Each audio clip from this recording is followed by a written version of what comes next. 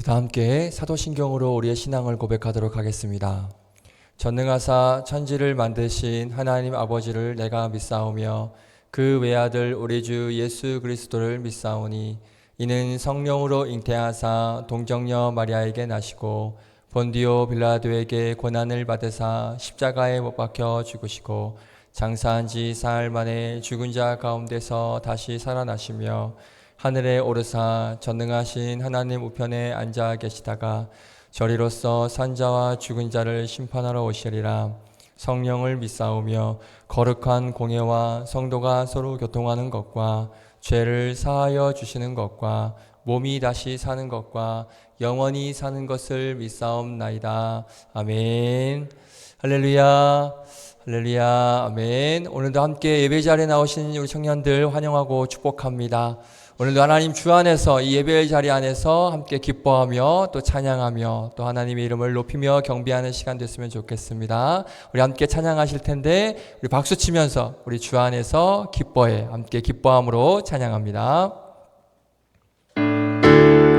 박수 치며 찬양합니다.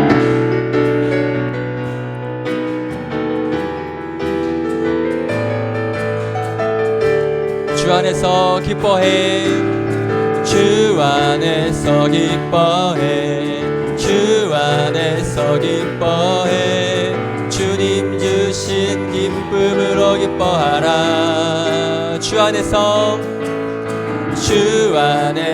기뻐해 주 안에서 기뻐해 우리의 힘은 주를 기뻐하. 우리 한 번 더 찬양합니다. 주 안에서 기뻐해 주 안에서 기뻐해 주 안에서 기뻐해 주님 주신 기쁨으로 기뻐하라. 아멘. 다 함께 기뻐하면서 주 안에서 기뻐해 주 안에서 기뻐해 우리의 힘은 주를 기뻐하는 것. 기뻐 춤을 추며 크게 소리 높여 살아계신 주의 이름 내 마음 다해 찬양해.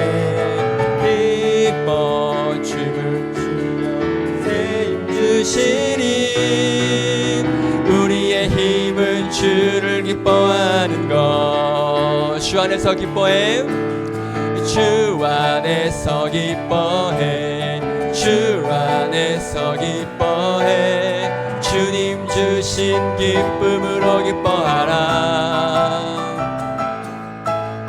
주 안에서 기뻐해 주 안에서 기뻐해 우리의 힘은 주를 기뻐하는 것. 기뻐 춤을 추며 기뻐 춤을 추며 크게 소리 높여 살아계신 주의 이름 내 마음 다해 찬양해. 주를 바라볼 때 새 힘 주시니 새 힘 주시니 우리의 힘은 주를 기뻐하는 것. 무화과 나무 마르고 무화과 나무 마르고 포도 열매 없어도 주님 함께 하시니 나는 기뻐하고 아멘 즐거워하리로다. 기뻐 춤을 추며 크게 소리 높여 살아계신 주의 이름 내 마음 다 주를 찬양할 때 주를 새 힘 주시네 새 힘 주시니 우리의 힘은 주를 기뻐하는. 한 번 더 기뻐 춤을 추며 기뻐 춤을 추며 크게 소리 높여 살아계신 주의 이름 내 마음 주를 바라볼 때 주를 새 힘 주시니 새 힘 주시니 우리의 힘은 주를 기뻐하는 것.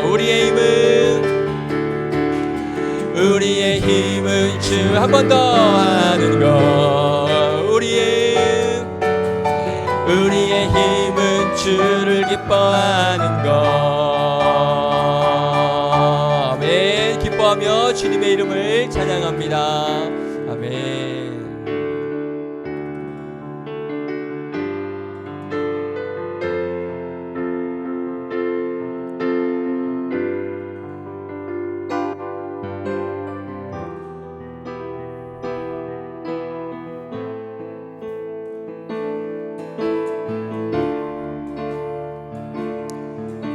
우리 주님의 시간에 라는 찬양입니다. 함께 합니다. 주님의 시간에. 주님의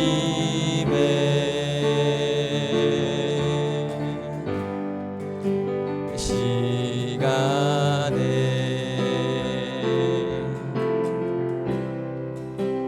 그의 뜻 이루어지리 기다려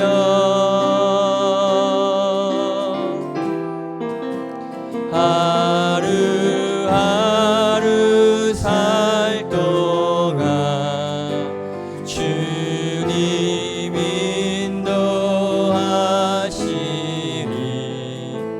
주 뜻 이룰 때까지 기다려 그때를 기다려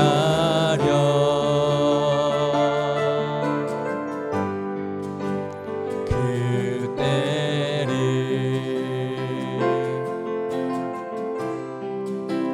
그의 뜻 이루어지리 기다려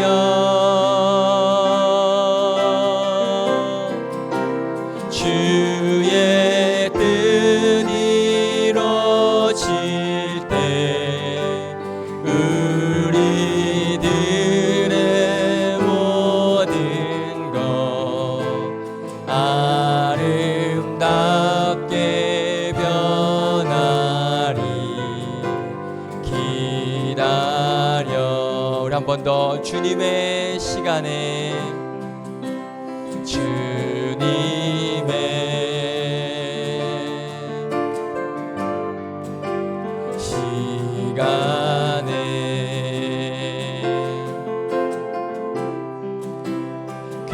그의 뜻 이루어지리 기다려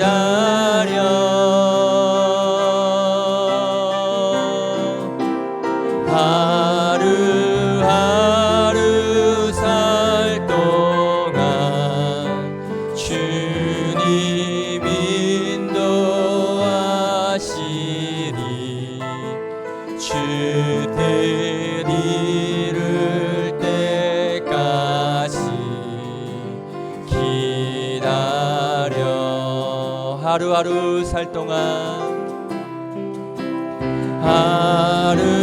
하루하루 살 동안 주님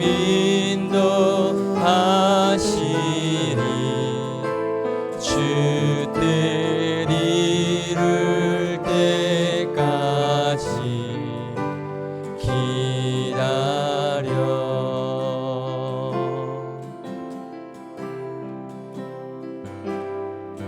주님 말씀하시면 내가 나가리라. 주님 뜻이 아니면 내가 멈춰서리라. 나의 가고 서는 것 주님 뜻에 있으니 오 주님 나를 이끄소서. 주님 말씀하시면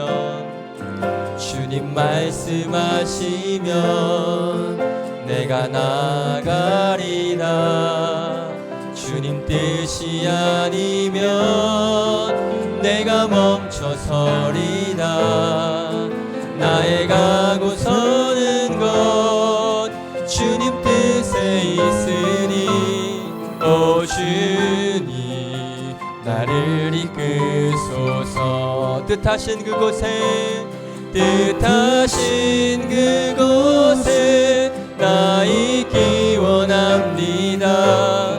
이끄시는 대로 순종하며 살리니 연약한 내 영혼 통하여 일하소서. 주님 나라와 그 뜻을 위하여 뜻하신 그곳에 나 있기 원합니다. 이끄시는 대로 순종하며 살리니 연약한 내 영혼 통하여 일하소서. 주님 나라와 그 뜻을 위해 우리 한 번 더 고백합니다. 뜻하신 그곳에 나 있기 원합니다. 이끄시는 대로 순종하며 살리니 연약한 내 영혼 통하여 일하소서. 주님 나라와 그 뜻을 위하여 오 주님 나를 이끄소서. 아멘. 그렇습니다. 시간 기도하실 때 오늘 예배 가운데 하나님께서 우리에게 원하시고자 하시는 또 그 하나님의 뜻을 발견하는 시간이 되길 원합니다. 그 주님의 뜻이 무엇이든지 우리는 그 뜻 가운데 순종하는 믿음, 하나님께서 우리를 향해 예배를 통하여서 우리에게 부어주신 그 뜻을 알고 그 뜻에 순종하는 그런 믿음의 예배 시간이 되게 하여 주시고 또 그러한 우리의 삶의 결단이 있게 하여 주시옵소서. 이 시간 함께 예배를 위해서 함께 믿음으로 기도하며 나아가겠습니다. 기도합시다. 거룩하신 하나님 감사합니다. 예배를 통하여서 주님의 뜻을 보길 원합니다.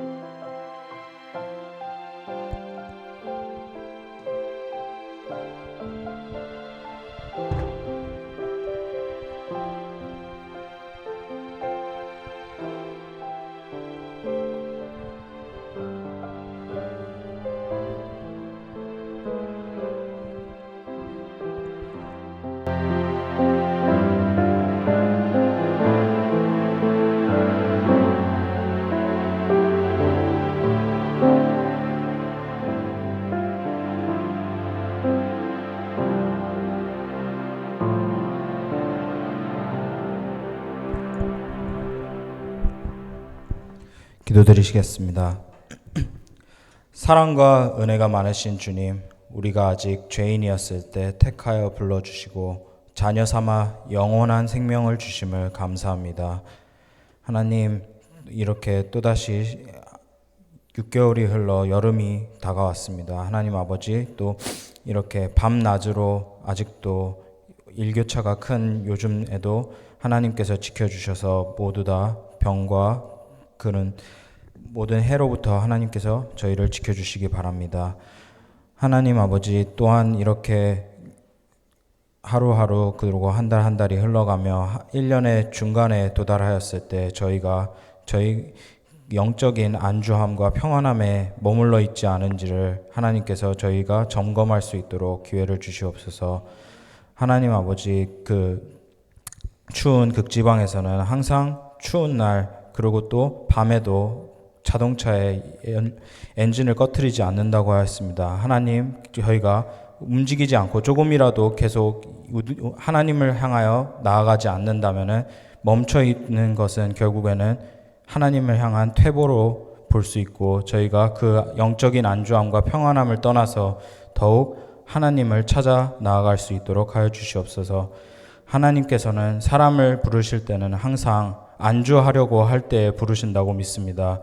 모세가 미디안 광야에서 안주할 때, 그리고 아브라함 역시 하란에서 풍요롭고 평안하게 자신의 삶을 누리고 있을 때 하나님께서 그들을 불러 그들에게 영적인 그리고 신앙적인 그 도전을 주셔 그들이 더욱더 하나님 앞으로 나아갈 수 있고 그 다음에 위대한 믿음의 선조가 될 수 있도록 하여 주심을 저희가 성경을 통해 배우고 깨달았습니다. 저희 또한 그들처럼 더욱더 저희 자신을 영적 그리고 신앙적인 도전에 저희 몸을 던져 안주하고 평안함에서부터 나아갈 수 있도록 하여 주시옵소서. 하나님 아버지, 교회를 위해 헌신하는 많은 이들을 기억하여 주시옵소서. 회장, 서기, 그리고 리더로서, 찬양팀으로서, 그리고 설교자로서 자신의 직분에 맞게 섬기고 있는 많은 이들이 있습니다. 하나님 아버지, 소중한 그들을 위하여 기도드립니다. 그리고 또한 이 위기의 시기에도 굳건히 나아가는 이들을 위하여 기억하여 주시옵소서. 오늘도 말씀을 준비하신 전도사님을 위해 기도드립니다. 선포하시는 모든 말씀을 권사 있게 하시고 말씀 전하실 때 성령의 기름을 부어 솔로몬의 지혜를 주어 저희 모두에게 은혜 있게 하여 주시옵소서. 오늘도 저희가 드리는 이 예배가 온 마음과 뜻과 힘을 다하여 드리는 예배가 되게 하옵시고 우리 모두에게 성령으로 기름 부어 참된 예배자로 하나님 앞에 설 수 있도록 하여 주시옵소서. 예수님 이름으로 기도드렸습니다. 아멘.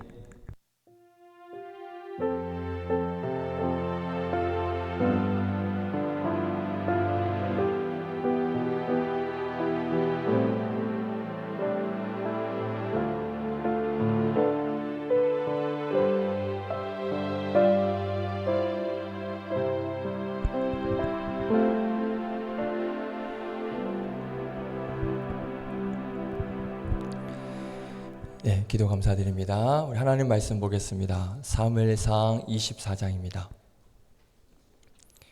사무엘상 24장 1절부터 7절까지 말씀 보겠습니다. 구약성경 449페이지에 있습니다. 사무엘상 24장 1절부터 7절까지 말씀입니다.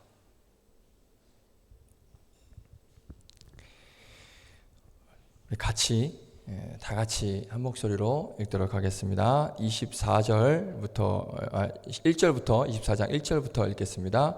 함께 읽겠습니다. 시작. 사울이 블레셋 사람을 쫓다가 돌아오매 어떤 사람이 그에게 말하여 이르되 보소서 다윗이 엔게디 광야에 있더이다 하니 사울이 온 이스라엘에서 택한 사람 3,000명을 거느리고 다윗과 그의 사람들을 찾으러 들염소 바위로 갈새 길가 양에 우리에 이른즉 굴이 있는지라 사울이 뒤를 보러 들어가니라. 다윗과 그의 사람들이 그 굴 깊은 곳에 있더니 다윗의 사람들이 이르되 보소서 여호와께서 당신에게 이르시기를 내가 원수를 내 손에 넘기리니 내 생명 그에게 행하라 하시더니 이것이 그날이니이다 하니 다윗이 일어나서 사울의 겉옷 자락을 가만히 베니라. 그리한 후에 사울의 옷자락 뱀으로 말미암아 다윗의 마음이 찔려 자기 사람들에게 이르되 내가 손을 들어 여호와의 기름 부음을 받은 내 주를 치는 것은 여호와께서 금하시는 것이니 그는 여호와의 기름 부음을 받은 자가 됨이니라 하고 다윗이 이 말로 자기 사람들을 금하여 사울을 해하지 못하게 하니라. 사울이 일어나 굴에서 나가 자기 길을 가니라. 아멘. 기도하겠습니다. 하나님 감사합니다. 오늘도 주의 날을 구별하여 이렇게 하나님 전에 나와 예배할 수 있는 그런 믿음과 또 환경과 또 상황과 우리 결단을 허락하여 주심에 감사를 드립니다. 이 모든 것이 하나님의 은혜요 또 하나님의 인도하심이고 하나님의 뜻임을 믿습니다. 이 예배를 통하여서 우리에게 말씀하여 주시고자 하시는 귀한 말씀의 음성을 오늘 시간 듣게 하여 주시고 그 음성 가운데 귀한 하나님의 뜻을 찾는 은혜의 시간이 될 수 있도록 인도하여 주시옵소서.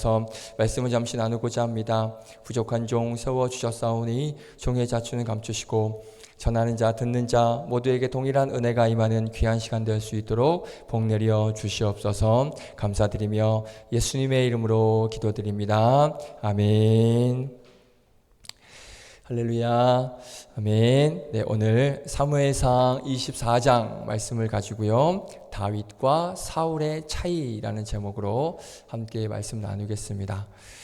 제목을 봐서도 알 수 있겠지만 오늘 말씀을 보면 이 다윗과 사울, 우리가 물론 잘 알고 있는 인물이고 또 잘 알고 있는 이야기지만 오늘 말씀을 통하여서 다윗과 사울의 차이 무엇이 다른지를 한번 보려고 합니다. 우리가 지금 24장을 읽었는데요. 제가 요즘 새벽에 그 사무엘상 가지고 말씀을 나누고 있어요. 그리고 저희가 올 초에 이 큐티 본문이 사무엘서였거든요. 그래서 이 사무엘상을 한번 쭉 묵상을 해봤습니다. 그래서 이 오늘 본문 우리가 읽은 24장 그리고 25장 그리고 26장이 각각의 내용이 다 다르거든요. 그런데 이 묵상을 해보니까 이 세 개의 장이 하나로 이렇게 뭔가 세트로 묵상이 되어지더라는 것이죠. 이게 묶여진다는 거예요. 어떻게 묶여지냐면 일단 핵심은 다윗입니다. 핵심은 다윗이고 24장에 이제 오늘 본문에 사울과 다윗 그리고 한 장 넘기면 25장에 이 다윗과 나발의 이야기가 있고요. 그리고 26장에 가면 또다시 사울과 다윗의 이야기가 기록이 되어져 있습니다.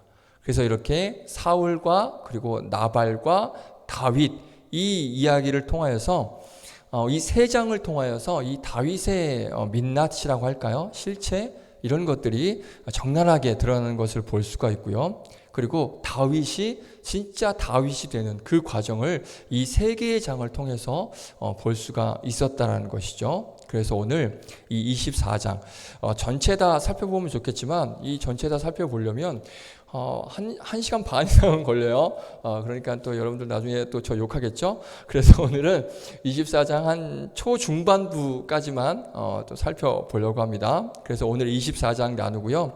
그리고 이제 3일 후에 수요 예배 때 제가 25장을 나눕니다. 그래서 수요일 날은 오전 예배니까 우리 청년들 오시기가 쉽지 않죠. 그래서 한번 유튜브로 한번 이 25장 한번 들어보시고 오시면 좋을 것 같고, 그리고 다음 주일에 돌아오는 주일에 제가 26장을 차례대로 3번에 걸쳐서 24, 25, 26장을 한번 나눠보려고 해요. 그래서 이 세 장이 어떻게 연결이 되고 어떤 이야기이고 다윗이 어떤 모습을 보일 수 있는지 한번 이 세 장을 통해서 한번 살펴보려고 합니다. 자, 먼저 오늘은 24장 말씀부터 우리가 한번 보도록 할게요. 자, 1절 한번 보시면요. 1절 보시면 사울이 블레셋 사람을 쫓다가 이제 돌아왔다라고 1절에 말씀을 하고 있습니다. 자, 그리고 나서 어떻게 하냐면 다시 3,000명의 군사를 이끌고 다윗을 잡으러 가요. 네, 2절에 말씀하고 있죠. 자, 이유를 보니까 다윗이 엔게디라고 하는 광야에 이제 숨어 있다라는 말을 들었어요. 지금 이 배경이 언제냐면 다윗이 사울을 쫓아서 도망 다니고 있을 그 도피 생활 중에 있었던 일입니다. 그러니까 사울이 이제 시기심, 질투심으로 이제 다윗을 막 죽이려고 하고 쫓아다니고 다윗은 이제 그 사울을 피해서 도망 다니고 있는 10년 동안 도망 다니고 있는 그 여정 가운데 지금 오늘 이제 한 부분이라고 보시면 됩니다. 그래서 그 죽이려고 하는 다윗이 이 엔게디 광야에 지금 이제 숨어 있다라는 정보를 듣게 돼요. 자, 오늘 말씀을 보면요. 지금 사울이 굉장히 바빠요. 오늘 본문 바로 전 말씀 23장 28절. 23장 28절을 눈으로 한번 보세요. 제가 한번 읽어드리겠습니다. 바로 전입니다. 이에 사울이 다윗 뒤쪽 길을 그치고 돌아와 블레셋 사람들을 치러 갔으므로 라고 말씀하고 있습니다. 그러니까 사울이 처음에는 다윗을 쫓으러 갔다가 이제 그치고 돌아와서 또 누구를 쳐요? 블레셋 사람들을 지금 치고 있는 거예요. 그러다가 오늘 본문 1절에 어떻게 돼요? 다시 또 블레셋 사람들을 쫓아요.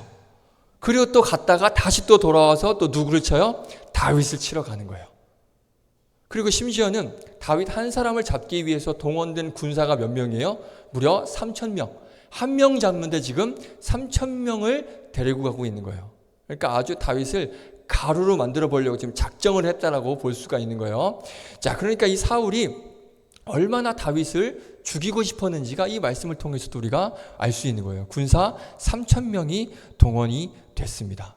그런데 지금 보면 막 블레셋 다윗 쫓으러 갔다가 다시 블레셋 잡으러 갔다가 다시 또 다윗 찾으러 갔다가 계속 지금 막 군사들을 이끌고 막 여기저기 지금 다니고 있는 거예요. 만약 제가 사울의 군사 중에 한 사람이었으면 엄청 짜증났을 것 같아요. 그렇죠? 짜증나서 못해 먹었을 것 같아요. 지금 사울이 막 다윗 잡으러 가고 블레셋 치러 가고 또 다윗 치러 갔다가 막 쉬지도 못하고 계속 그냥 이리저리 옮겨 다니면서 지금 전쟁을 하고 있는 거예요. 근데 전쟁이라는 게 그냥 총칼만 들고 전쟁하는 게 아니에요. 전쟁을 하려면 전열을, 그렇죠? 막 거기서 지내기 위해서 막도 치고 엄청나게, 그러니까 전열을 이렇게 구비를 해야 되는데 그것을 계속 지금 옮기고 하고 있는 거예요. 3,000명이 전쟁을 막 지금 하는데 이게 간단하게 아무것도 없이 전쟁을 하겠습니까? 그러니까 엄청나게 많은 군자 물자들, 이런 물자들 같은 것부터 시작해서 엄청나게 많은 것을 준비하고 또 이동하고 또 준비하고 또 이동하고 지금 그러고 있는 거예요. 그러니까 이 군사들이 얼마나 피곤했겠습니까? 사실 전쟁을 한다는 것 자체가 굉장히 긴장이 되고 두려운 거고 피곤한 일이잖아요. 그런데 사울은 지금 그럼에도 불구하고 막 이리 갔다 저리 지금 정신없이 지금 이렇게 하고 있는 거예요. 자, 이런 사울의 특징이 여기서 딱 정확히 드러나요. 사울의 특징이 뭐냐면 주변 사람들이 눈에 들어오질 않아요. 그렇죠? 주변을 볼 줄 모른다는 거예요. 자기 눈앞에 목표가 있으면 그 목표를 이뤄야 하기 때문에 다른 사람이 눈에 들어오지를 않는다는 거예요. 자, 오늘 이거 말고 또 다른 정확한 또 팩트의 예가 하나 더 있습니다. 사무엘상 14장 24절입니다. 앞에 자막에 나옵니다. 14장 24절 한번 보겠습니다. 시작. 이날에 이스라엘 백성들이 피곤하였으니 이는 사울이 백성에게 맹세시켜 경계하여 이르기를 저녁 곧 내가 내 원수에게 복복하는 때까지 아무 음식물이든지 먹는 사람은 저주를 받을지어다 하였음이라. 그러므로 모든 백성이 음식물을 맛보지 못하고 아멘. 보세요. 블레셋과 전쟁을 하다가 지금 백성들이 피곤한 상태에 있습니다. 그런데 지금 사울이 어떻게 해요? 내 원수에게 보복이 다 끝날 때까지 뭐라 그래요? 쉴 생각하지 마! 이러고 있는 거예요. 심지어는 그 와중에 음식을 먹지 못하게 해요. 먹지도 마, 쉬지도 마, 먹지도 마 이러고 있는 거예요. 금식을 시켜요. 전쟁을 하고 있는 군사들에게 지금 금식 명령을 내립니다. 완전 돌았죠? 그렇죠? 이 전쟁 중에 이게 뭐 하는 짓이에요? 든든히 배를 채워도 싸울까 말까 한 판국에 지금 결국 자신의 어떤 그 개인 감정, 그 원수의 보복을 하기 위해서 군사들을 괴롭히고 있는 거예요. 그러니까 주변 사람들을 못 봐요. 아니요, 안 봐요. 자, 이런 지도자는요, 절대 좋은 지도자라고 볼 수가 없습니다. 리더는요, 자기만 보면 안 됩니다. 자기만 생각하면 안 됩니다. 내 목표를 위해서, 내 뜻을 이루기 위해서 그 주변 사람들을 이용을 한다거나 그렇게 이기적으로 나만 살피면 안 된다는 거예요. 주변 사람들을 볼 줄 알아야 되는 것이죠. 다윗을 한번 볼까요? 제가 오늘 다윗과 사울을 차이라고 말씀을 드렸죠. 다윗을 한번 볼게요. 다윗은요, 사울보다 나이가 한참 어렸습니다. 그런데 다윗은 어떤 행동을 하느냐? 사무엘상 30장을 보면 아말렉 족속이 이 다윗 가족들을 납치해 가요. 그래서 다윗이 자기 가족들을 구원하기 위해 쫓아갑니다. 한 말씀 볼까요? 30장 9절 10절. 30장 9절 10절 함께 읽겠습니다. 시작. 이에 다윗과 또 그와 함께한 600명이 가서 부솔 시내에 이르러 뒤떨어진 자를 거기 머물게 했으되 10절. 또 피곤하여 부솔 시내를 건너지 못하는 200명을 머물게 했고 다윗은 400명을 거느리고 쫓아가니라. 아멘. 잘 보세요. 다윗은 지금 자기 가족들이 납치를 당했습니다. 아내와 자녀들이 지금 납치를 당했어요. 그러면 가족을 구하기 위해서는 군사 한 명이라도 더 필요한 거예요. 군사 한 명이 지금 아쉬운 상황입니다. 더 데리고 가야 돼요. 그런데 다윗이 보면요, 보니까 600명 중에 200명 정도가 지금 지쳐 있는 거예요. 그렇죠? 뒤떨어져 있는 거예요. 그러니까 다윗이 어떻게 하냐면 쉬어. 200명은 쉬게 하고 400명만 데리고 갑니다. 그럼 이 상황에서 사울 같았으면 어떻게 했을까요? 제정신이야? 정신 차려. 너 지금 그럴 때가 아니야. 여기서 이러면 곤란해? 이랬겠죠. 뭐 앞뒤 안 가렸겠죠. 무조건 그냥 데리고 가서 싸우라고 했겠죠. 자, 여기서 다윗과 사울의 엄청난 차이를 볼 수가 있습니다. 다윗은 다른 사람들을 살피는 사람이었고 볼 줄 아는 사람이었고요. 사울은 다른 사람을 살필 줄 모르는 자였다라는 거예요. 어린 아이의 특징이 있습니다. 뭘까요? 아기들의 특징이 있습니다. 뭐냐면 다른 사람을 배려할 줄을 몰라요. 이 아기들의 특징입니다.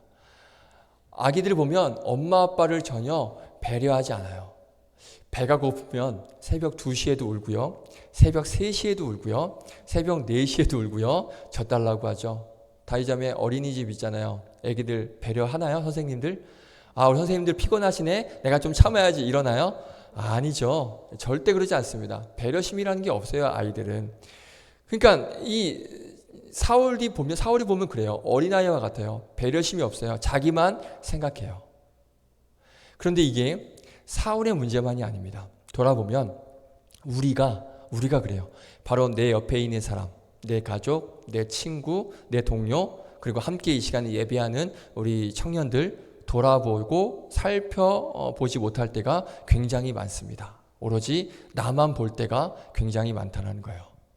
특별히 우리 청년 여기 있는 우리 임원들, 그리고 리더들, 그리고 지금 교회 학교에서 섬기는 우리 선생님들 잘 들으셔야 됩니다.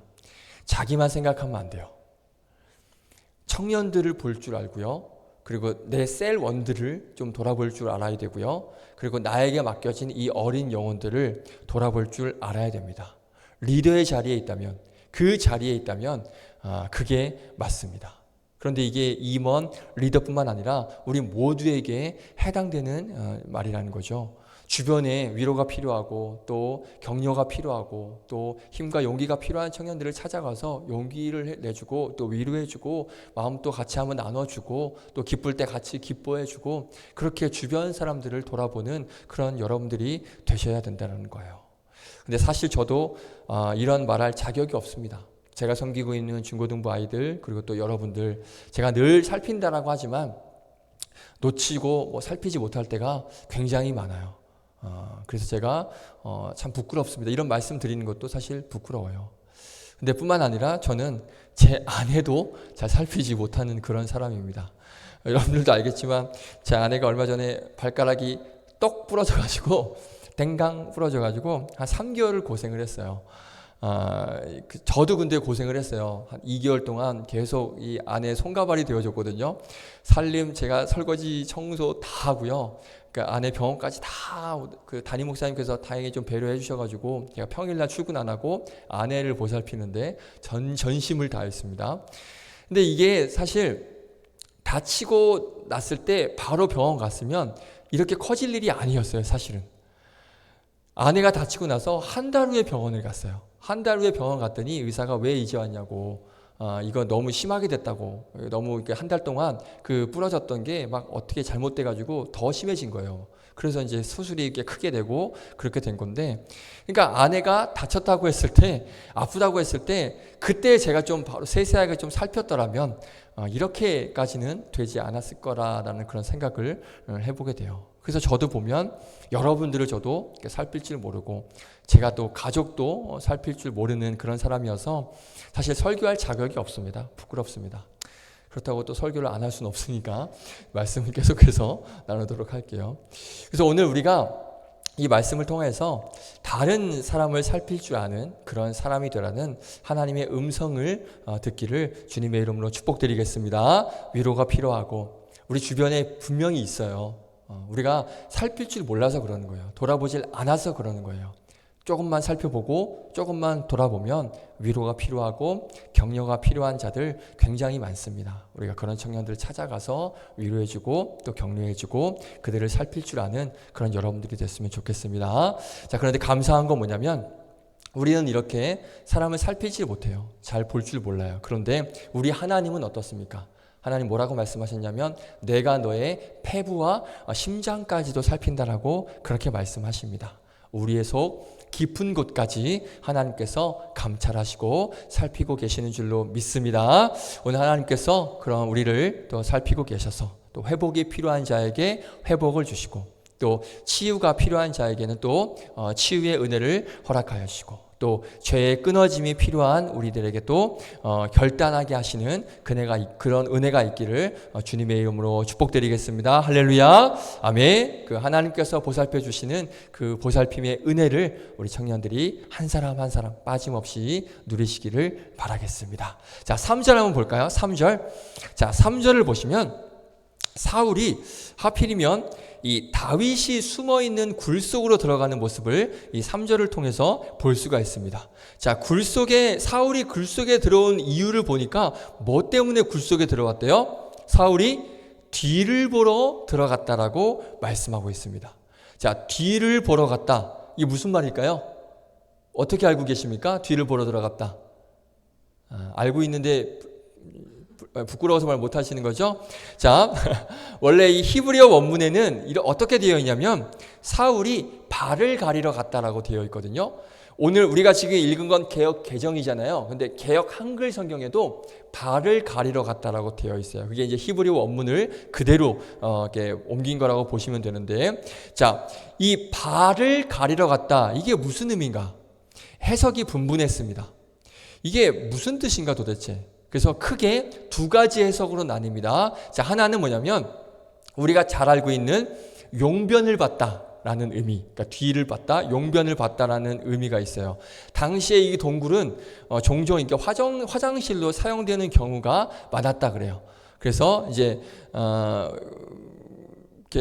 그래서 이제 이게 발을 가리러 갔다라는 건데, 이게 왜 그러냐면 볼일을 보기 위해서는 어떻게 해야 되죠? 이렇게 쭈그려 앉아야 되잖아요. 그럼 바지를 내리잖아요. 바지를 입고 볼일을 보시는 분 없죠? 그럼 바지를 내리면 발이 어떻게 될까요? 그 옷에 가려져요. 제가 굳이 설명은 안 해드리겠습니다. 지금 액션으로는 설명 안 해드리고, 바지를 내리면 바지가 가려지게 돼요. 발밑으로 내려와서 가려지게 되죠. 그래서 그 용변을 본다라는 그러한 의미가 있어요. 그래서 이 용변을 보는 걸 발이 가려진다라고 그렇게 해석을 하기도 하고요. 또 하나는 뭐냐면 낮잠을 자러 들어갔다라고 해석을 합니다.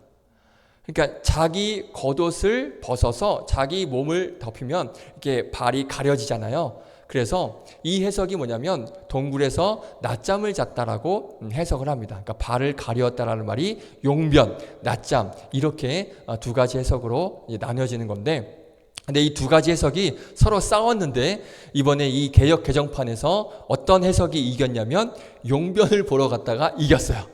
그래서 우리 성경이 뭐라고 되어 있습니까? 사울이 뒤를 보러 갔다라고 그렇게 지금 되어 있는 거예요. 근데 저는 개인적으로 이게 용변을 봤다 말고 사울이 낮잠을 잤다라는 해석도 충분히 가능하다라고 저는 봅니다. 이건 제 개인적인 생각이에요. 제가 제 개인적인 생각을 왜 말씀드리냐면 무슨 이게 어떤 기독교 사상을 논하는 것도 아니고 교리를 말하는 게 아니잖아요. 그래서 저는 개인적인 생각을 말씀드릴 수 있는 게, 저는 낮잠을 잔 것도 충분히 맞지 않나라는 생각을 해보게 돼요. 자, 이유가 뭐냐면 지금 굴 속에서 사울을 보고 다윗과 다윗 그 사람들이 서로 뭐 하고 있죠? 사울이 딱 들어오는 걸 봤어요. 그리고 뭐 하고 있죠? 4절을 보시면 대화를 해요. 대화를. 어떤 대화를 나눌까요? 4절 한번 띄워줄 수 있나요? 네, 4절 없나요? 네, 4절. 네. 그냥 성경 봐도 될 것 같습니다. 4절 한번 읽어볼까요? 시작. 다윗의 사람들이 이르되 보소서 여호와께서 당신에게 이르시기를 내가 원수를 내 손에 넘기리니 내 생각에 좋은 대로 그에게 행하라 하시더니 아멘. 여기까지만. 지금 뭐라 그래요? 사울이 들어왔어요. 보고 사울이 용변을 보고 있으니까 그 앞에서 하나님이 주신 기회니까 사울을 지금 죽이자라고 말하고 있습니다. 자, 그럼 이렇게 한번 생각해 볼게요. 지금 사울이 자기들 앞에서 용변을 보고 있는데 그 바로 앞에서 이 대화가 가능할까요? 죽이자라는 대화가 바로 당사자가 앞에 있는데 용변을 보고 있는데 그 앞에서 쟤 죽여버릴까? 그 얘기가 가능할까요? 물론 손짓으로 사인을 했을 수도 있어요. 이렇게 사인을 했을 수도 있겠죠? 자, 그런데 정황을 보면 구체적으로 오늘 말씀에도 보면 구체적으로 대화가 오간 것을 볼 수가 있어요. 그러니까 그 장면을 지금 정확하게 묘사를 하고 있거든요. 그러니까 그런 걸 봐서는 대화를 했다라고 볼 수 있는데 용변 보는 사람 앞에서 이런 대화가 가능할까라고 생각을 해본다는 것이죠.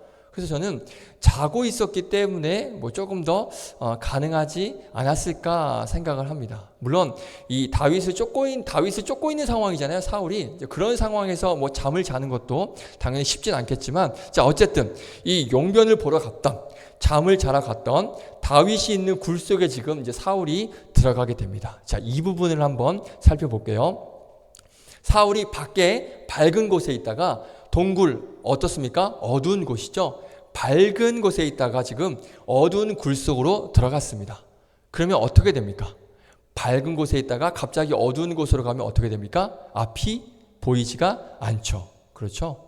그러니까 들어와 있는 사람은 잘 보이지만 굴 속에 들어온 사람은, 그러니까 사울은 아무것도 보이지가 않아요. 갑자기 밝은 곳에 있다가 어두운 곳에 오면 앞이 잘 보이지가 않습니다. 자, 제가 왜 이 말씀을 드리냐면 이게 사울의 인생이지 않나 생각을 해보게 됩니다. 사울이요, 처음엔 밝은 빛 가운데 거했던 인생입니다. 그런데 지금의 사울은 극심한 어둠 가운데 있어요. 지금 이 순간만 밝은 곳에 있다가 굴 속으로 들어가는 것이 아니라 사울의 인생 자체가 밝은 빛 가운데 있었으나 지금은 어둠 속에서 아무것도 보지 못하는 그런 인생이 되어버렸다는 거예요. 사울의 인생 우리가 잘 알고 있죠. 왕으로, 이스라엘 첫 번째 왕으로 기름 부음 받은 자예요. 그의 인생은 빛과 같은 그런 인생이었습니다. 그런데 점점 그 빛 같은 그 인생이 어두워지더니 지금은 완전히 앞을 볼 수 없는 그런 흑암의 상황 가운데 이 사울이 놓여져 있다는 것입니다. 우리도 마찬가지예요. 우리가 하나님의 빛 가운데 거하다가 죄악의 그런 어둠 속으로 들어가면 앞이 보이지가 않습니다. 혹시 지금 내 앞길이 안 보이고 또 보이지 않는 것 같으면 나 자신을 한번 점검해 보시길 바랍니다.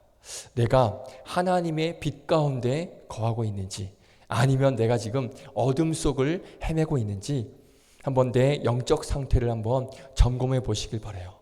만약에 내 영적 상태가 지금 아무것도 보이지 않는 그런 어두운 상태로 있다면, 아무것도 보이지 않는 곳에 있다면 밝은 빛 가운데로 나오는 그러한 존재와 그러한 변화가 우리에게 꼭 필요하다는 거예요. 사도 바울 볼까요? 사도 바울이 이러한 은혜를 정확하게 경험을 했죠. 사도행전 보면 바울이 사울이었을 때 예수 믿는 사람들을 잡아다가 죽이는 일을 서슴지 않았습니다. 이게 이 사람의 일이었어요. 그래서 이 바울은 어둠 속에 있는 그러한 인생이었습니다. 그런데 바울에게 어떤 일이 일어납니까? 우리 사도행전 9장 3절 한번 읽어볼까요? 사도행전 9장 3절 시작. 사울이 길을 가다가 다메섹에 가까이 이르더니 호련히 하늘로부터 빛이 그를 둘러 비치는지라. 아멘. 바울에게 하늘에서 빛이 임합니다. 그래서 바울은 그 빛으로 인해서 그의 인생이 어둠 속에 있다가 다시 이제 빛 가운데로 다시 나오게 돼요. 그러니까 자신을 비춘 그 빛을 보고 이 바울은 갔다라는 거예요. 이게 중요합니다. 자기에게 비춘 그 빛을 보고 간 것, 이게 중요합니다. 여러분들 중에 지금 앞이 보이지 않는 그런 어둠 속에 지금 내가 있다면 하나님께서 비추시는 그 빛이 분명히 있어요. 여러분들에게 비춰주시는 그 빛이 있어요. 그 빛을 보고 우리는 다시 그 빛을 향하여서 빛 가운데로 나아가야 돼요. 근데 하나님께서 어떻게 빛을 비추고 계시냐? 말씀으로 여러분들을 비추고 계시고요. 이 예배로 여러분들의 빛을 비추고 계세요.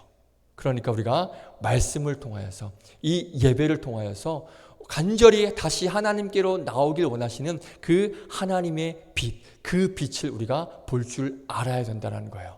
그래서 말씀과 예배가 정말 중요합니다. 내 영적인 어두운 상태가 다시 빛 가운데로 나아가려면 하나님께서 말씀과 예배로 지금 우리에게 빛을 비춰주고 계시는데 그 빛을 봐야만 우리가 다시 우리의 인생이 환히 밝혀진다는 이 사실을 우리가 꼭 기억하시길 바랍니다. 그래서 그 빛을 보고 다시금 빛 가운데로 나아가시는 그런 여러분들 되시기를 주님의 이름으로 축복드리겠습니다. 할렐루야. 아멘. 자, 우리 다시 한번 본문을 보면요. 우리 아까 4절을 저희가 읽었는데 보시면 다윗 주변에 있는 사람들이 사울을 죽이자고 합니다.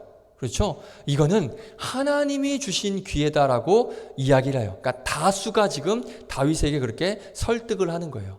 지난주 말씀 혹시 기억하세요? 거룩에 대해서, 구별함에 대해서 나누면서 그 다수결에 대해서 제가 말씀을 드린 적이 있습니다. 기억하십니까? 기억 났으면 좋겠지만 아무튼 자, 우리는 이 세상 살아가는 세상은 민주주의죠. 그래서 다수결의 원리에 우리가 따라가고 있습니다. 그게 민주적이니까. 근데 성경은 아무리 다수가 원한다 하더라도 그 길이 어떤 길이면, 악한 길이면 당당하게 그 다수가 원하는 그 길을 가지 말라라고 말씀하세요. 그 길이 악하면 그 다수의 길을 따르지 말라, 거부해라, 당당하게 끊어내라라고 말씀을 하십니다. 그래서 제가 일예로 두 가지를 말씀드렸습니다. 그 가나안 땅을 정탐했던 12명의 정탐꾼 이야기 말씀드렸죠. 그리고 본디오 빌라도 이야기를 말씀을 드렸습니다. 그러니까 정탐꾼 보면 여호수아와 갈렙이 아니라 10명의 정탐꾼의 의견을 따라가다가 이스라엘 백성들이 망했어요. 그렇죠? 다수를 따라가다가 망했습니다. 그리고 빌라도 말씀드렸죠. 예수를 죽이지 말라라고 하는 누구의 말? 아내의 말을 무시하고 예수를 죽이라는 그 군중들, 다수들의 말을 따라갔다가 어떻게 됐습니까? 결국엔 지금 2000년이 넘는 시간 동안 빌라도는 여전히 씹히고 있어요. 욕먹고 있어요. 예배 때마다 사도신경을 통해서 이 빌라도가 씹히고 있어요. 그렇죠? 자, 오늘 본문도 마찬가지예요. 대부분의 여론이, 다수가 뭐라 그래요? 사울을 죽이자고 말합니다. 왜냐하면 사울을 죽이면 이 도망다니는 삶을 끝낼 수 있는 절호의 기회이기 때문에 지금 당장 사울을 죽이라고 이야기를 합니다. 그런데 오늘 본문을 보시면 알겠지만 사울이 어떻게 해요? 다수의 의견을 따르지 않아요. 사울을 죽이지 않습니다. 왜요? 하나님이 원하시는 건 그 길이 아니거든요. 사울을 죽이는 건 그 길이 악한 길이기 때문에, 악한 행동이었기 때문에 다윗은 그 길로 가지 않아요. 한번 볼까요? 사무엘상 24장 6절 24장 6절 말씀 한번 읽어보겠습니다. 네, 시작. 자기 사람들에게 이르되 내가 손을 들어 여호와의 기름 부음 받은 내 주를 치는 것은 여호와께서 금하시는 것이니 그는 여호와의 기름 부음을 받은 자가 됨이라 하고. 아멘. 그렇죠? 다수의 사람들은 죽이라고 하지만 하나님께서는 뭐라 그래요? 금하시는 일이에요. 하지 말라라고 말씀하셨어요. 다윗은 이 길을 선택합니다. 지난주에도 말씀드렸습니다. 다수가 그 길을 갈지라도 그 길이 악한 길이라면 당당히 가지 않는 결단, 이 결단의 은혜가 있기를 주님의 이름으로 축복드립니다. 사람들이 다 해도 그것이 하나님 보시기에 좋지 못하면 당당하게 끊어내셔야 된다는 거예요.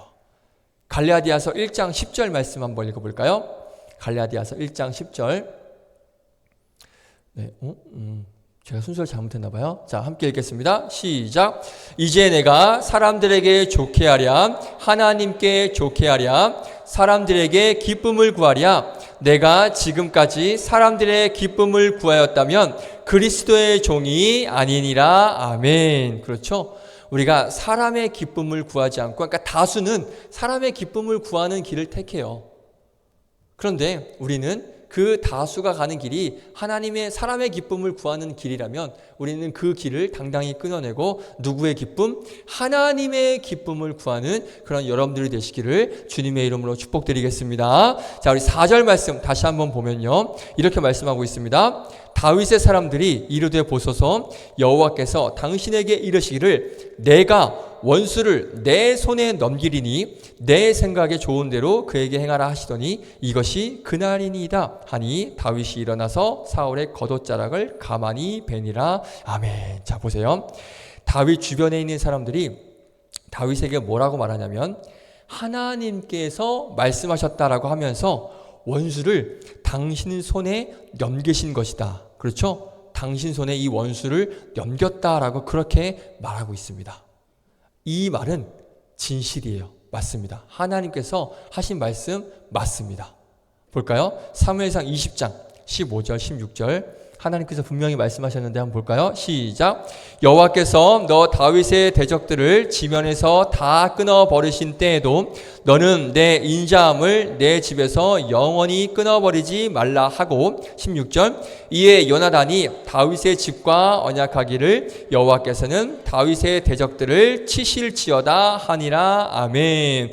요나단이 다윗에게 뭐라고 말해요? 하나님께서 너 다윗의 대적들을 온 지면에서 다 끊어버리신대요. 그리고 16절에 방금도 하나님께서 다윗의 대적, 너의 대적들을 다 치실 것이다. 원수들을 다 치실 것이다. 그렇게 말하죠. 그러니까 지금 이 다윗 주변에 있는 사람들이 이 이야기를, 이 말씀을 들은 거예요.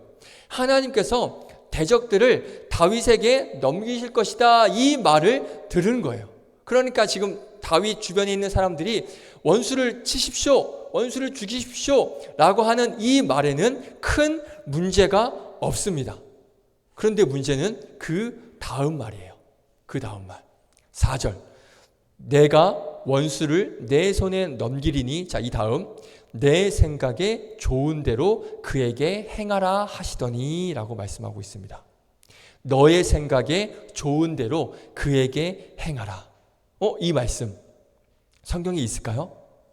자, 성경에 있습니다. 이 말씀도 있습니다. 자, 그런데 이 말씀은 하나님께서 주신 말씀이 아니라 인간들의 주장입니다. 인간들의 말이에요.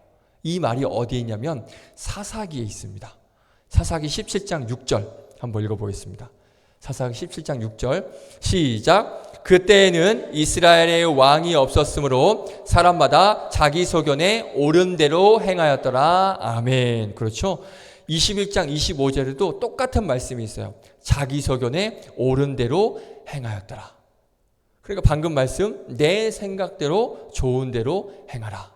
사람마다 자기 소견에 옳은 대로 행하였더라. 어떻습니까? 분명히 성경에 있어요. 그런데 문제는 이 사사기에서 말씀하는 이 사사시대 어떤 시대입니까? 엄청난 암흑의 시대가 사사시대예요. 그런데 이 사사시대가 하나님 보시기에 영적으로 어두운 그 이유가 뭐냐면 이들이 암흑의 시대를 살고 있는 그 이유가 뭐냐면 그 시대 사람들이 어떻게 행했대요? 다 자기 소견대로 행했대요. 자기 생각에 옳은 대로 행했던 그러한 시대예요. 그러니까 인간들이 자기 생각으로 모든 것을 행한 시대라는 거예요. 자, 그래서 이 시대는 하나님 보시기에 어떤 시대다? 악한 시대라는 것이죠. 하나님께서 원하시는 모습이 절대 아니에요. 어떤 게? 네 생각대로 행하라. 이거는 하나님 보시기에 가장 좋지 않은 그러한 모습입니다. 그런데 오늘 다른 옆에 있는 사람들이 뭐라 그래요? 내 원수를 내 손에 넘기리니 이건 맞아요. 다윗의 대적을 치시겠다라고 말씀을 하셨습니다. 자, 그런데 그 다음 내 생각에 좋은 대로 그에게 행하라. 이건 분명히 인간적인 생각이고 인간적인 판단이에요.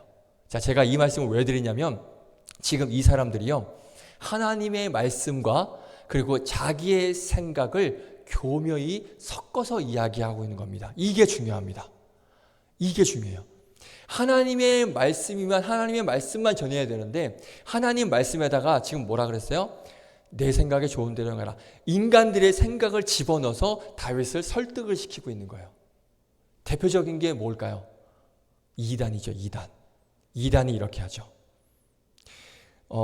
이번 여름 수련회 때 우리 임원 리더 때는 제가 회의 때 말씀드렸지만 제가 지난 그 겨울 우리 수련회 때 명사 특강이 있었어요. 그래서 겨울에 그 엄청난 성황리에 그 명사 특강이 진행이 됐거든요. 대단한 명사분이 오셔서 엄청난 그런 은혜가 넘치는 그런 시간이었는데, 그래서 이번에도 또 명사 특강을 한번 해보려고 그래요. 이번에 주제는 2단으로 지금 제가 준비를 해보려고 하고 있습니다. 그래서 아무래도 명사 특강이다 보니까 이제 명사를 좀 모셔야 되잖아요. 그래서 이제 제가 하려고 지난주부터 사실은 다른 분을 섭외하려고 했는데 지난주에 그 물어봤더니 할 수가 없을 것 같아요. 네, 지금 좀 상황이나 모든 게 애매해서 지금은 할 수가 없다라고 그래서 명사인 제가 직접 한번 준비를 해보려고, 그래서 지난주부터 조금씩 자료를 지금 찾아보고 있는데, 2단의 특징이 뭐냐면 방금 말씀드렸습니다.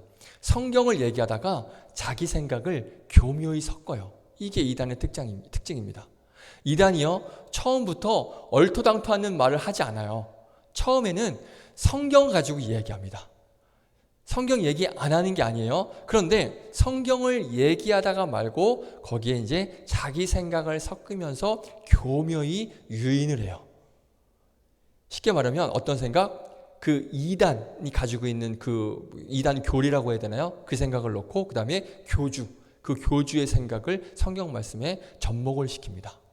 제가 수련회나 특강 때 말씀드리겠지만 하나만 예를 들어볼게요. 사진 보여주세요. 요즘에 핫한 사람이죠.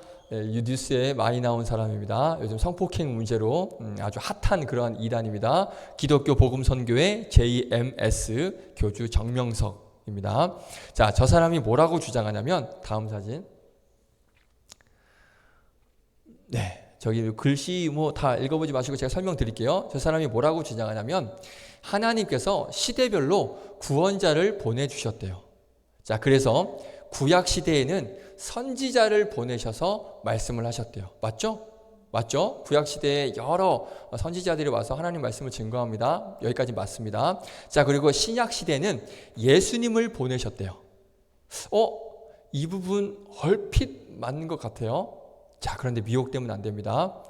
예수님은 신약 시대에만 있는 분이 아니에요. 여기서 사람들이 이제 넘어가는 거예요. 예수님은요, 구약, 신약 구분 없이 태초부터 계신 분이 우리 예수님이십니다. 아멘이십니까? 이게 진리입니다. 자, 그러니까 여기서부터 이제 조금씩 이상해져요. 자, 그리고 그 다음 이제 완전히 자기 생각을 넣습니다.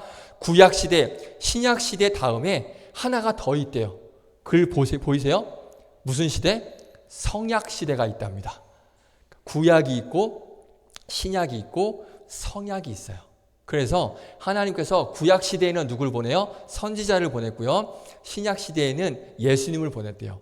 그러면 성약 시대에는 누구를 보냈을 것 같으세요? 자기죠. 본인을 보냈다라는 거예요. 사람들이 이단에 왜 빠질까? 우리가 이해가 안 될 때가 있죠.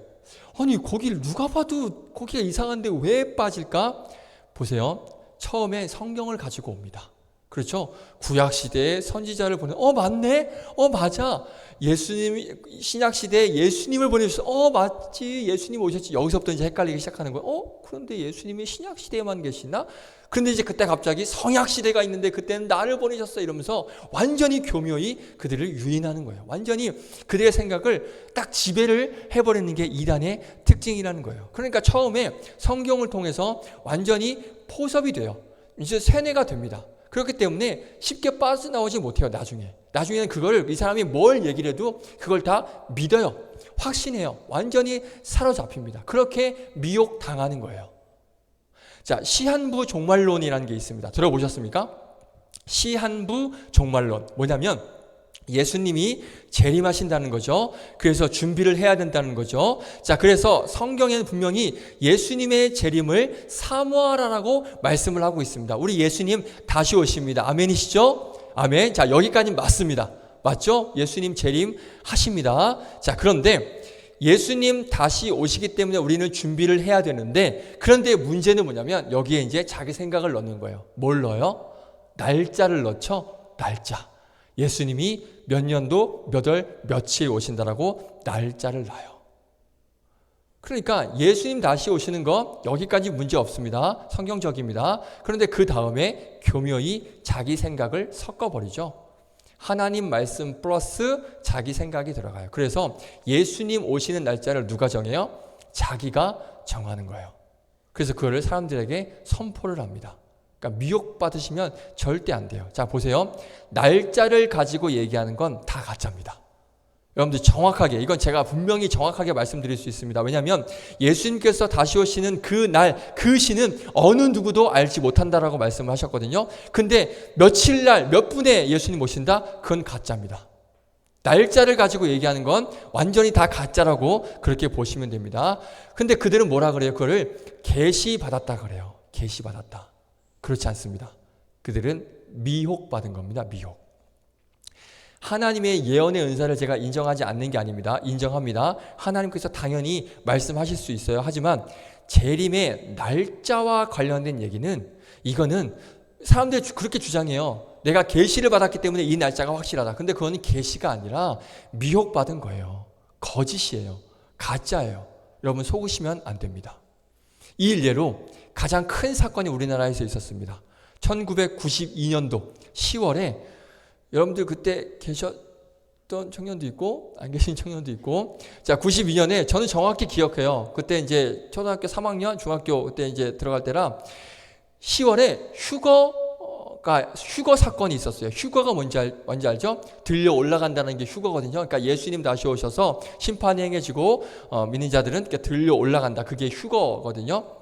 어디서 주장을 했냐면 다미선교회 이장림이라는 사람이 1992년 10월 28일 정확히 밤 12시에 예수님 오신다. 휴거가 일어난다. 세상이 종말될 것이다. 그렇게 주장했습니다. 제가 그때 기억이 나요. 근데 저희들끼리 막 친구들끼리 우리 망한대. 막 우리 세상 끝난대. 그런 얘기를 했던 기억이 나요. 우리 어떻게 살아? 이렇게. 그 기억이 납니다. 사진 보여드릴게요. 저 사람이에요. 예, 이장님. 목사가 아니죠? 저 사람은. 목사 아닙니다. 그냥 사기꾼이라고 보시면 됩니다. 다음 사진. 네, 저렇게 92년 10월 28일에 예수님이 공중으로 재림을 하신다라고 주장을 했습니다. 그 사람들이 어떻게 됐냐? 다음. 네, 저렇게. 저 기다리고 있는 거예요. 그 12시에 모여서 지금 예수님 오시는 걸 지금 보고 있는 거예요. 그러니까 사람들이 저렇게 미혹되어 있는 거예요. 근데 어떻게 돼요? 밤 12시가 되자 아무것도 오지 않았다라고 나오죠. 얼마나 허무했겠습니까? 그렇죠? 그러니까 이게 우리나라에서만 일어난 일이 아니에요. 이건 제가 그냥 말씀으로만 드릴게요. 1843년도에 윌리엄 밀러라고 하는 분이 미국을 떠들썩하게 했어요. 이날 이제 예수님 오신다고. 이분이 그랬고 1874년에 러셀이라는 사람이 또 예수님 오신다고 얘기했고요. 그리고 헤럴드 캠핑이라는 사람이 2011년도 얼마 최근이에요. 이건 2011년도 5월 21일에 예수님 오신다고 예언했다가 불발됐고요. 본인은 2년 후에 죽었습니다. 네, 이런 일이 있었어요. 자, 분명히 말씀드립니다. 날짜가 중요하지 않아요. 뭐가 중요하냐면 우리가 준비가 되느냐가 중요한 거예요. 공부 잘하는 학생과 못하는 학생의 차이가 있습니다. 오늘 다윗과 사울의 차이를 보듯이 물론 이거는 제가 공부 못하는 걸 폄하하고 그런 의도는 전혀 아닙니다. 그냥 우스갯소리로 하는 거지만 공부 잘하는 학생과 못하는 학생의 차이가 있는데, 공부 잘하는 학생은요 언제 시험을 보든지 상관없어요. 그렇죠? 그런데 공부하는 학생들은 어떻게 해요? 언제 시험 보느냐가 엄청 중요합니다. 제일 중요하죠? 뭘 보느냐가 중요한 게 아니에요. 언제 보느냐가 정말 중요합니다. 왜요? 날짜를 알아야 거기에 맞춰서 벼락치기를 할 수 있기 때문에. 그게 중요한 거예요. 근데 신앙이 이러면 안 됩니다. 이건 정말 건강하지 못한 신앙이에요. 뭐냐면 예수님이 내일 오신다고 하셔도 우리는 상관없어야 됩니다. 내가 준비가 되어 있으면 예수님이 다음 달에 오셔도 우리가 무슨 상관이 있습니까? 맞죠? 우리가 준비되어 있으면 예수님이 내일 오시건 이따 저녁에 오시건 우리는 상관이 없어요. 그런데 준비가 되어 있지 않으면 그 예수님 오신다는 그 말이 너무나 불안한 거예요. 그래서 우리는 준비하셔야 되는 거예요. 예수님께서 뭐라고 말씀하시냐면 두 남자가 밭을 갈고 있음에 한 남자는 데려감을 당하고 한 남자는 버려둠을 당할 것이다 라고 말씀하셨어요. 두 여자가 맷돌을 갈고 있는데 한 여자는 버려둠을 당하고 한 여자는 데려감을 당하리다 라고 말씀을 하셨습니다. 우리의 삶 속에서 늘 우리는 깨어 있으므로 준비하셔야 돼요. 그래서 잘 준비하시다가 예수님 다시 오실 때 딱 준비가 되어 있어서 하나님 나라에 그렇게 불려 올라갈 수 있는 그런 여러분들이 되시기를 주님의 이름으로 축복드리겠습니다. 할렐루야. 준비하셔야 됩니다. 지금부터, 내일부터가 아니에요. 그 다음 주부터가 아니에요. 오늘부터 당장 준비하셔야 됩니다. 자, 마지막으로 우리 다윗 모습을 한번 보고 마치겠습니다. 자, 다윗도 이 사람을 죽이라는 이 사람들의 말을 듣고 처음에는 혹했어요. 그래서 어떻게 하냐면 칼을 들고 일어났어요. 처음에는. 그런데 그때 다윗에게 어떤 생각이 임하냐면 하나님께서는 기름 부음 바른 자를 해야 하는 것을 원하지 않았지, 하나님은 이걸 원하시지 라는 사실을 깨닫습니다. 그래서 칼을 들고 여호와의 기름 부음 받은 자를 죽이러 가는 것이 잘못됐다라는 생각이 딱 그때 들었어요. 일어났을 때 딱 들었습니다.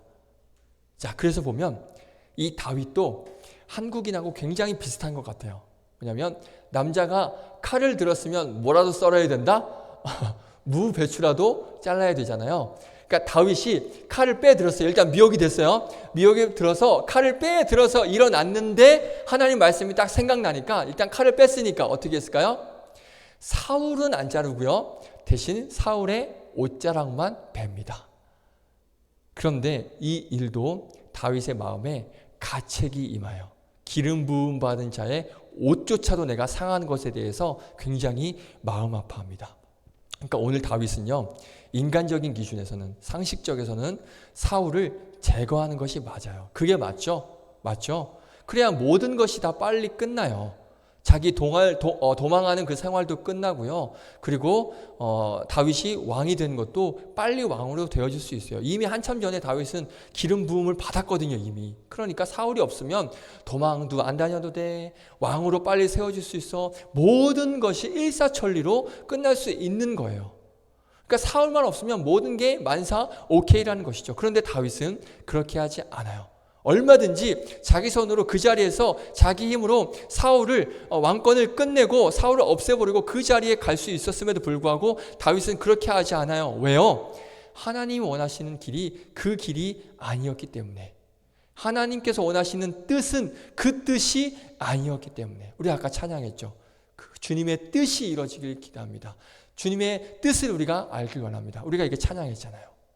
모든 것은 하나님이 판단하시고 그 모든 상황 가운데 하나님이 재판관 되시기 때문에 그 영역은 내가 침범하지 않겠다라고 다윗은 결단을 하고 고백을 한 것입니다. 내가 어떤 일을 결단했다 할지라도 그 일이 하나님의 뜻이 아니고 하나님의 말씀이 아니고 하나님께서 원하시는 것이 아니라고 생각이 된다면 우리는 과감하게 돌이킬 줄 아는 것이 바로 신앙이라는 것입니다.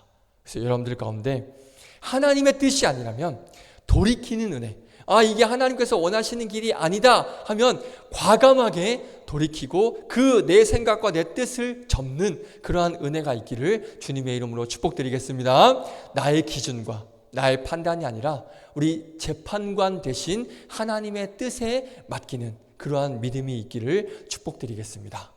제가 25장, 26장 아까 말씀드렸습니다. 우리 수요일과 다음 주일에 차례대로 나누겠다고 말씀드렸는데요. 25장, 26장을 보면요. 오늘 나눈 이 다윗의 모습에서 반전의 반전이 일어나요. 굉장히 재밌습니다. 그 다윗을 하나님께서 어떻게 사용하시고 또 다윗은 또 그 어떻게 하나님 마음에 합한 자가 되었는지를 수요일 날 그리고 다음 주일 말씀으로 이어서 한번 나누겠습니다. 사실 오늘도 더 나눌 말씀이 많은데 시간이 한계가 있어서 오늘은 여기서 마무리하고 24장 후반부에도 되게 은혜가 되는 말씀이 많거든요. 요거는 한번 조만간 다시 한번 24장 후반부로 한 번 더 말씀을 나누도록 하겠습니다. 오늘 여기까지 하고 정리하도록 하겠습니다. 우리 찬양할게요. 주님 말씀하시면 우리 함께 찬양하고 마치겠습니다. 오늘 다윗의 모습을 우리가 한번 기억해 보면서 내 생각에는 이게 맞는 것 같아요. 사울을 없애는 게 맞아요. 그런데 하나님의 뜻은 그게 아니었습니다. 그런 것처럼 다윗이 그 하나님의 뜻을 따라 행했던 것처럼 우리도 한번 그 하나님의 뜻이 무엇인지를 내가 알고 그 뜻 가운데 나아가는 내가 되겠습니다. 그 결단으로 함께 찬양합니다.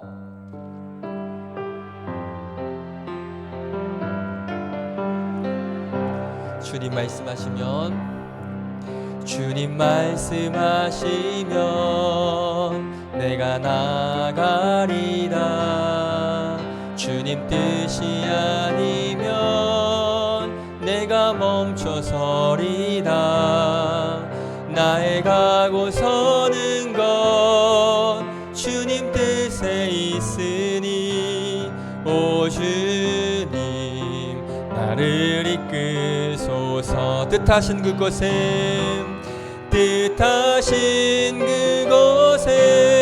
나 있기 원합니다. 이끄시는 대로 순종하며 살리니 연약한 내 영혼 통하여 일하소서. 주님 나라와 그 뜻을 위하여 오 주님 나를 이끄소서. 우리 반주 계속 해주시고요. 잠시 기도하겠습니다. 오늘 말씀 생각해서 주님 말씀하시면 내가 나아가겠고 주님 뜻이 아니면 내가 멈춰서는 그러한 믿음이 나에게 있길 원합니다. 오늘 이 다윗의 모습을 보면서 자기의 생각에는 지금 당장 사울을 없애는 게 가장 현명하고 가장 좋은 방법이고 그것이 가장 최적의 방법이라고 생각했을 거예요. 그런데 하나님은 그것이 아니라고 말씀하셨습니다. 하나님의 뜻은 그것이 아니라고 말씀하셨습니다. 다윗은 그 하나님의 뜻을 기억하여서 그 자리에서 자기 생각을 내려놨습니다. 과감히 그 생각을 던져버렸습니다. 오늘 이 은혜가 우리에게도 있길 원합니다. 주님, 나의 생각과 나의 뜻을 내려놓고 하나님의 뜻을 쫓는 자가 되게 하여 주시옵소서. 하나님의 뜻이 무엇인지 알고 그 하나님의 뜻을 쫓아 살아가는 내 인생 되게 하여 주시옵소서. 그리고 하나님의 뜻이 무엇인지 아는 그런 지혜를, 그런 은혜를 우리에게 허락하여 주시옵소서. 이 시간 잠시 기도하며 나아가겠습니다. 기도하겠습니다. 거룩하신 하나님 감사합니다. 주님의 뜻을 알길 원합니다. 나를 향한 하나님의 뜻을 알길 원합니다. 나를 통하여서 무엇을 원하시고 나를 통하여서 어떤 뜻이 있고 또 어떤 길로 행하실지를 그 하나님의 뜻을 아는 제가 되게 하여 주시고 그 하나님의 뜻을 깨닫는 제가 되게 하여 주시옵소서. 그래서 그 하나님의 뜻을 알았을 때 하나님, 나의 생각과 나의 뜻을 과감히 내려놓을 수 있는, 결단할 수 있는 그런 제가 되게 하여 주시옵소서. 내 생각이 옳은 것 같고 다수의 생각이 옳은 것 같지만 그 길이 하나님이 원하시는 길이 아니라면 그 다수의 길일지라도 내 생각과 내 판단일지라도 그 모든 것 다 내려놓고 철저하게 하나님의 뜻 가운데 순종하며 하나님께 그 뜻 가운데 나아가는, 주님 말씀하시면 나아가고 멈춰서라 하시면 멈추는 그러한 은혜가 있게 하여 주시옵소서. 그렇게 인도하실 우리 구주 예수 그리스도의 이름으로 기도드립니다. 그렇습니다. 하나님 감사합니다. 오늘 하나님의 뜻을 우리가 알기로 나왔고 그 뜻을 알았을 때 우리가 그 하나님, 나의 뜻과 나의 생각 내려놓고 그 하나님의 뜻을 쫓아가며 살아가는 복된 내가 되게 하여 주시옵소서. 다수의 길, 또 내가 생각했던 길이 아무리 맞아 보이고 그 길이 정확해 보인다 할지라도 그것이 하나님의 뜻이 아니고 하나님의 길이 아니라면 과감하게 내려놓고 결단하고 하나님의 뜻을 쫓아가는 그런 나의 인생 될 수 있도록 인도하여 주시고 바라옵기는 그 하나님의 뜻을 알 수 있는 그런 지혜와 은혜를 저에게 허락하여 주시고 그 뜻을 분별할 수 있는 능력 또한 또 은혜를 허락하여 주셔서 그 하나님의 뜻 가운데 살아가는 나의 인생 되게 하여 주시옵소서. 감사드리며 예수님의 이름으로 기도드립니다. 아멘. 찬양하시면서 준비하신 예물 드립니다.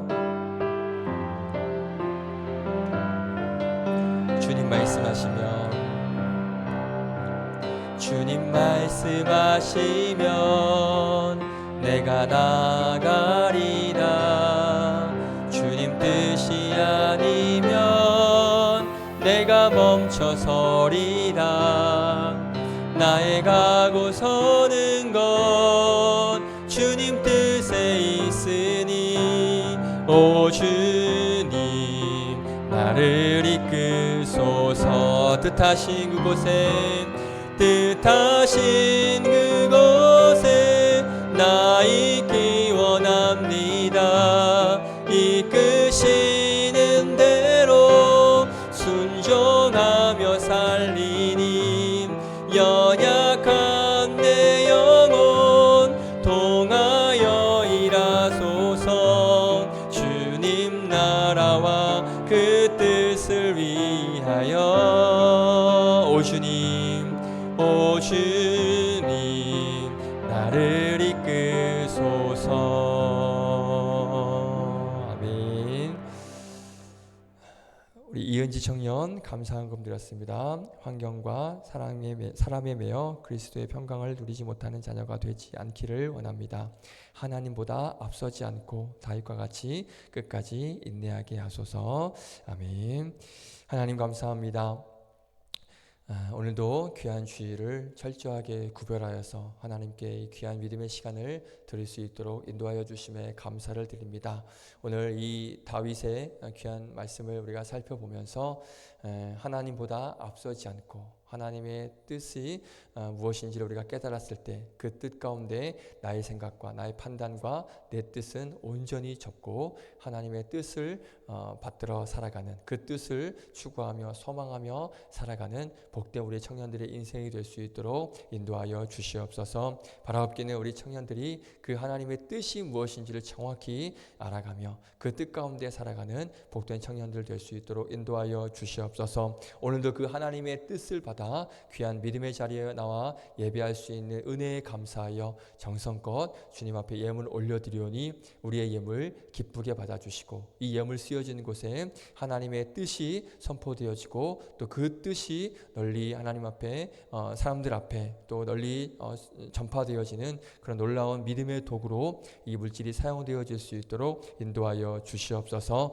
우리 청년들도 한 주간 또 세상 가운데 나아갑니다. 세상에서 다수가 하나님 악한 길을 따르라 이야기할지라도 철저하게 그 다수의 길을, 그 악한 길을 결단함으로 내려놓고 하나님의 길을 따라가는 그런 청년들 되게 하여 주시고, 특별히 날씨가 이제 많이 무더워집니다. 우리 청년들 건강 지켜주셔서 건강하게 한 주간도 승리하며 나아가는 귀한 복된 믿음의 청년들 될 수 있도록 인도하여 주시옵소서. 그렇게 하루하루의 삶을 하나님께서 보살펴 주시고 보호하여 주시고 동행하여 주실 것을 믿사옵고 예수 그리스도의 이름으로 기도드립니다. 아멘. 주기도문으로 마칩니다. 하늘에 계신 우리 아버지여, 이름이 거룩히 여김을 받으시오며 나라의 마옵시며 뜻이 하늘에서 이루어진 것 같이 땅에서도 이루어지이다. 오늘날 우리에게 일용할 양식을 주옵시고 우리가 우리에게 죄 지은 자를 사하여 준 것 같이 우리의 죄를 사하여 주옵시고 우리를 시험에 들게 하지 마옵시고 다만 악에서 구하옵소서. 대개의 나라와 권세와 영광이 아버지께 영원히 있사옵나이다. 아멘.